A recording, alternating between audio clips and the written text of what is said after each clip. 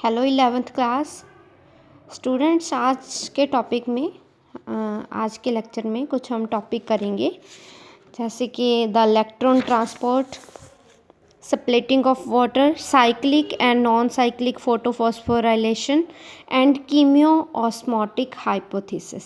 ये हम 2-3 topic discuss करेंगे बच्चे। सबसे पहले हम स्टार्ट करते हैं Z scheme of flight reaction.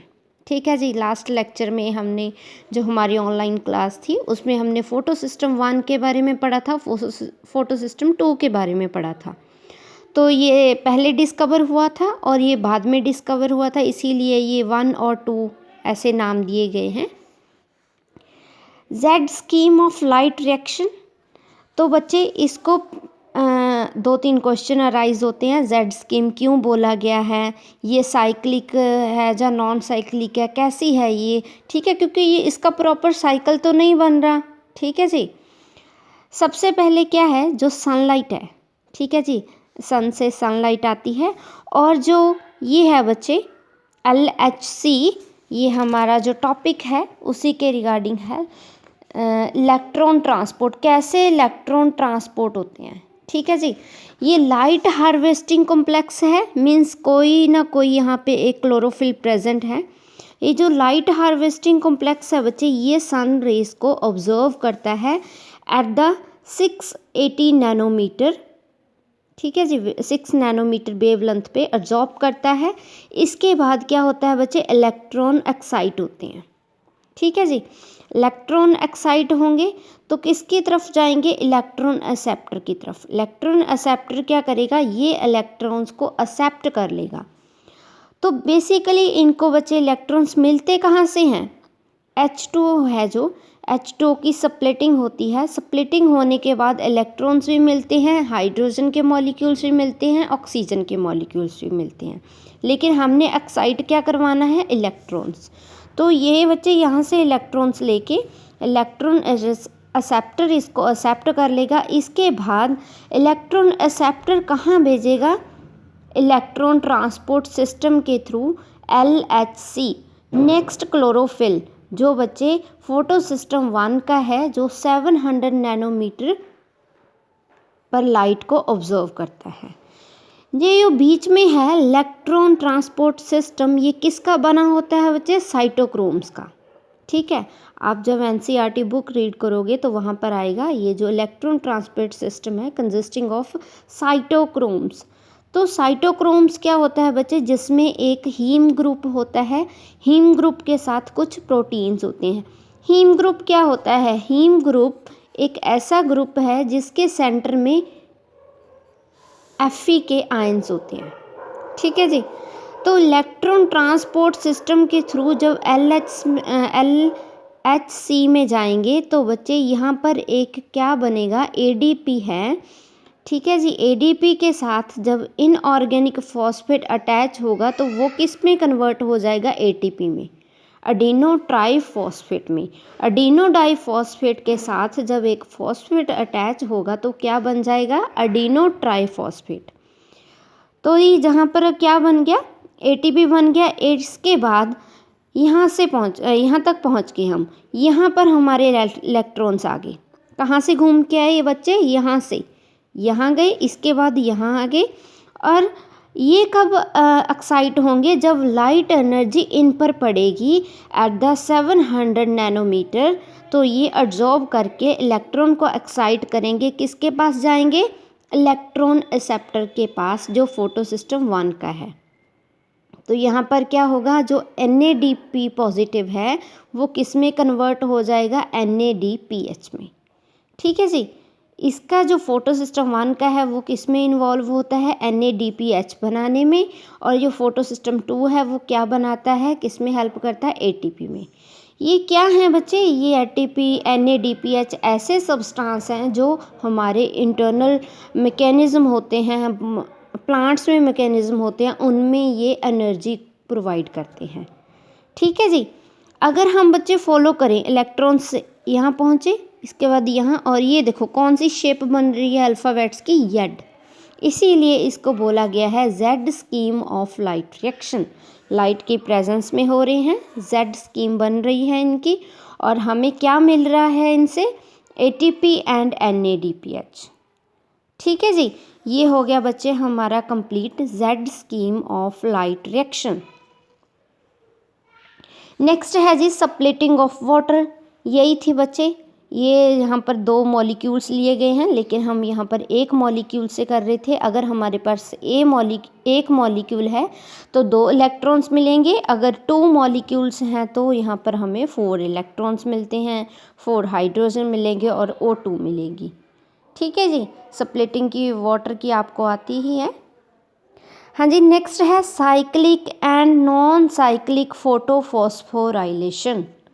तो बच्चे साइक्लिक नॉन साइक्लिक में तो ये आ गया, यहाँ से कंप्लीट प्रोसेस जो मैंने जेड स्कीम में बताया वो क्या है, नॉन साइक्लिक है ना।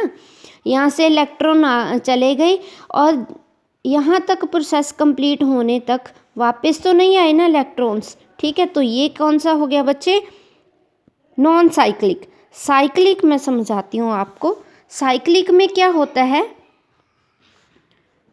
Cyclic photophosphorylation.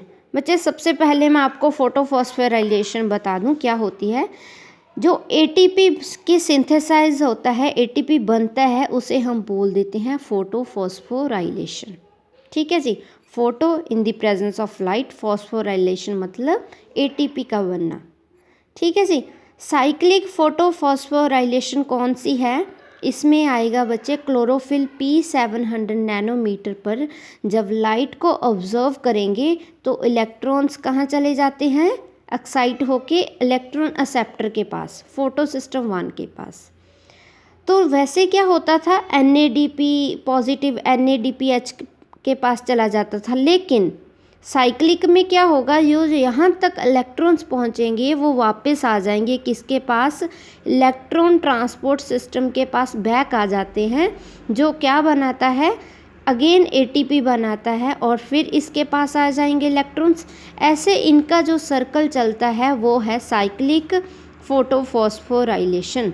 मतलब NADP पॉजिटिव NADPH के पास नहीं जाते इलेक्ट्रॉन्स, वापस यहीं इलेक्ट्रॉन ट्रांसपोर्ट सिस्टम के पास आ जाते हैं और एटीपी की प्रोडक्शन हो जाती है। ठीक है जी, साइक्लिक क्लियर हो गया सभी स्टूडेंट्स को। साइक्लिक और नॉन साइक्लिक में आपने क्या करना है बच्चे, ये डायग्राम बनाना है। ठीक है, और दोनों के डिफरेंस मैं सेंड करूँगी, वो आपने डिफरेंस लिखनी है।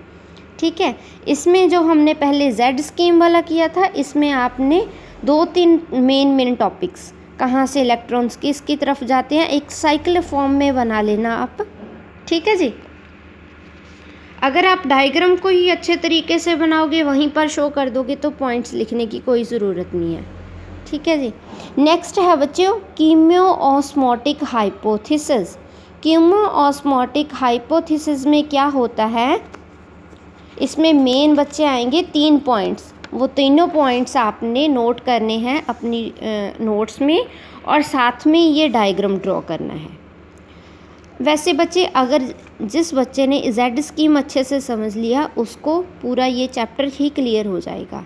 ठीक है जी, वहीं अगेन इसमें शो करेंगे। सबसे पहले ये हमारे पास जो पिंक कलर का है, ये है क्या, थाइलेकॉइड मेम्ब्रेन। थाइलेकॉइड्स बच्चे अगर आप क्लोरोप्लास्ट में ऑब्जर्व करोगे, कॉइन लाइक स्ट्रक्चर होते हैं, तो उनको बोलते हैं थाइलेकॉइड। ये थाइलेकॉइड की आउटर मेम्ब्रेन है, ये इनर मेम्ब्रेन है। ठीक है जी, तो बच्चे सबसे पहले क्या होगा इसमें, सप्लिटिंग ऑफ वाटर। वाटर को सप्लिट करना है, कहाँ होता है ये वाटर मॉलिक्यूल, इनर क्या है, इनर को हम बच्चे ल्यूमन बोलते हैं, ये जो बाहर वाला स्ट्रक्चर है इसको हम बोलेंगे स्ट्रोमा। ल्यूमन में क्या होगा बच्चे, वाटर की सप्लिटिंग होगी। सप्लिटिंग होने के बाद इलेक्ट्रॉन्स किसके पास जाएंगे, फोटो सिस्टम 2 के पास। ये लाइट ऑब्जर्व करता है एट द 680 नैनोमीटर। तो बच्चे क्या होगा, ये इलेक्ट्रॉन्स किसको ट्रांसफ़र करेगा, फोटो सिस्टम 1 को ट्रांसफ़र करेगा, किसके through, cytochromes B and F। ये नाम है बच्चे इसके, साइटोक्रोम B एंड F। तो इसका काम क्या हो गया यहाँ पर साइटोक्रोम्स का, ये इलेक्ट्रॉन्स इधर से फोटो सिस्टम 2 से कहाँ पास करेगा, फोटो सिस्टम 1 में। तो यहाँ पर क्या बनता है, NADP पॉजिटिव एंड NADPH2, ठीक है जी, फोटो सिस्टम 1। लेकिन ये देखो बच्चे, स्ट्रोमा में से प्रोटॉन्स लेगा, H पॉजिटिव लेके किसकी तरफ लेके आएगा, ल्यूमन की तरफ। ल्यूमन की तरफ वो ऐड करता जाएगा कौन, साइटोक्रोम। तो क्या होगा यहाँ पर, इसकी कंसंट्रेशन ल्यूमन के अंदर प्रोटॉन्स की कंसंट्रेशन ज़्यादा हो जाएगी। तब क्या होगा बच्चे, ATP सिंथेज नाम का एंजाइम होगा, जिसके 2 पार्ट हैं, F0 एंड F1। F0 है जो मेम्ब्रेन के अंदर है, F1 है जो वो बाहर है। ATP सिंथेज का ये स्ट्रक्चर है।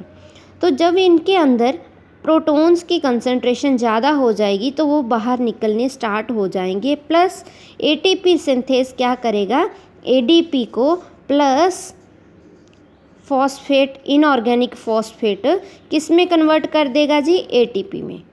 मतलब ATP सिंथेज का क्या काम है, ATP की प्रोडक्शन के लिए। तो साथ में क्या है, यहाँ पर प्रोटॉन्स निकलेंगे, इलेक्ट्रॉन्स निकलते हैं, ठीक है जी। ये इलेक्ट्रॉन्स आगे जाके क्या करेंगे, जो NADH रिडक्टेज नाम का एंजाइम है उसको एक्टिवेट करेंगे। फिर वो क्या करेगा, NADP पॉजिटिव को NADPH2 में कन्वर्ट कर देगा। मतलब इसकी फॉर्मेशन के लिए ये इम्पॉर्टेंट है, और ATP की सिंथेसिस के लिए ATP सिंथेस इम्पॉर्टेंट है, ठीक है जी। ATP की सिंथेस किसके थ्रू करी हमने, कीमियो ऑस्मोसिस के थ्रू। ये पूरा डायग्राम था हमारे लिए। किसी को कोई प्रॉब्लम तो वो मेरे से पूछ सकता है, ठीक है जी। ये 3 पॉइंट्स हैं जो मैंने डिस्कस किए, आप अगर रीड करोगे तो यही बताया गया इनमें, ठीक है जी। एक बार मैं रिपीट कर देती हूँ फिर। सबसे पहले स्प्लिटिंग होगी वाटर की, फोटो सिस्टम 2 है जो वो इलेक्ट्रॉन्स पास करेगा साइटोक्रोम्स के थ्रू, कहाँ, फोटो सिस्टम 1 में।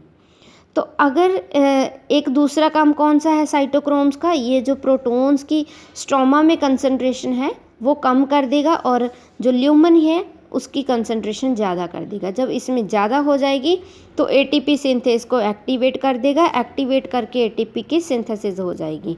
इसके सिंथेसाइज होके इलेक्ट्रॉन्स पास हो जाएंगे NADH रिडक्टेज। जब इसको एक्टिवेट कर दिया तो वो क्या करेंगे, NADP पॉजिटिव को NADPH2 बना देता है, ठीक है जी। ऐसे इनका सर्कल चलता है। ओके बच्चे, आज हम यही करेंगे। अगर किसी को कोई प्रॉब्लम है तो वो मेरे से पूछ सकता है। ओके बच्चे, थैंक यू।